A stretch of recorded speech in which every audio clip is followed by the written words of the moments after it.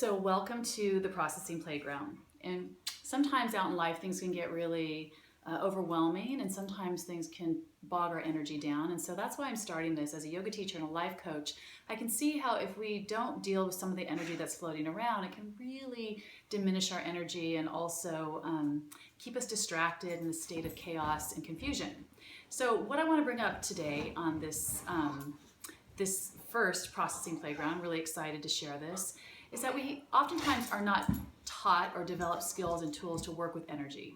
Meaning we can have an asana practice or a meditation practice, which is all so helpful, but a lot of times things are provoked to the surface and we're not quite sure how to let things go.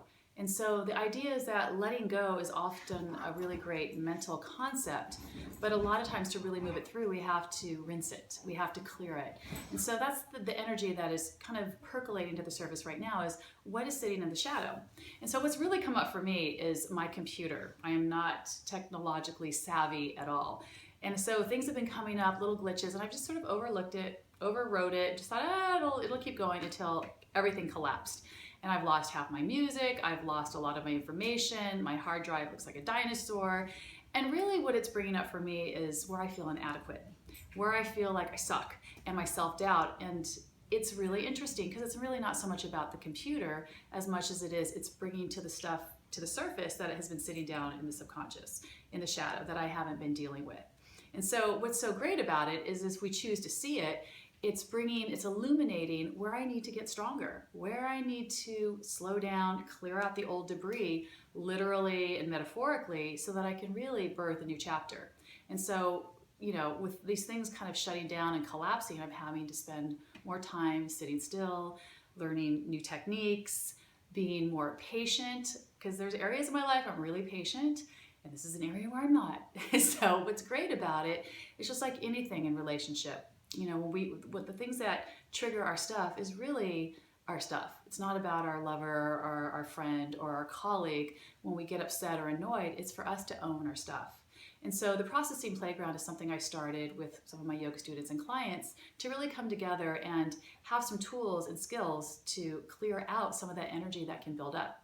So one thing I find really helpful is writing. I do rinsing, I do writing, I actually do anger release work, which I'm not going to show you today, but it's something that really does help me.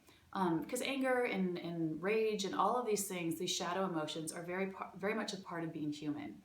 And it's important to not shut them down, to understand that there's a language. Usually anger is just hurt and fear all muddled up together, and they just need to be heard, and they need to be felt, and they need to be understood. Because feelings are like a school of fish. They don't define us, but if we allow them to move through us, they really help us let things go. That whether it be through understanding, awareness, forgiveness, it creates a space so that it doesn't sit in the dark and fester and really inform our choices more than we even understand. So one of the techniques that I use when I write, if I'm being annoyed or I'm triggered or something is just bringing my stuff to the surface, I need sometimes a space to kind of let that energy out, and then I do a writing technique. So whatever it is, whether it's a person or a computer or your dog, is you can just write, when I look at you, I see, and write whatever comes out, and when I look at you, I feel. So we want to get the left brain and the right brain moving together.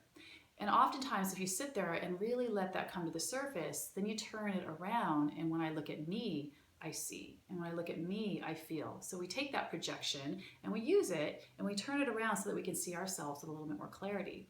So that way we're empowering ourselves. We don't go out and try and control or dominate or change another person or the situation, because we all know that that's temporary. I mean, you may be able to do it for a little while, but still what's driving you underneath needs to come up so that it can be seen. It's the shadow, it's the subconscious, it's the stuff that sits there and percolates.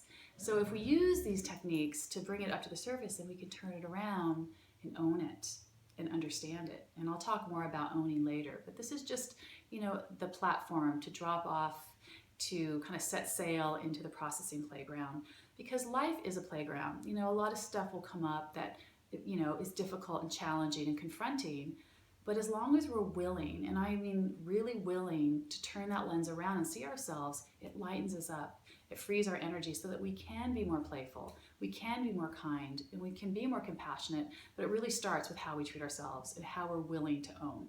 So I hope that you find this helpful, and I'm looking forward to sharing more of the processing playground with you. Thank you, and see you next time.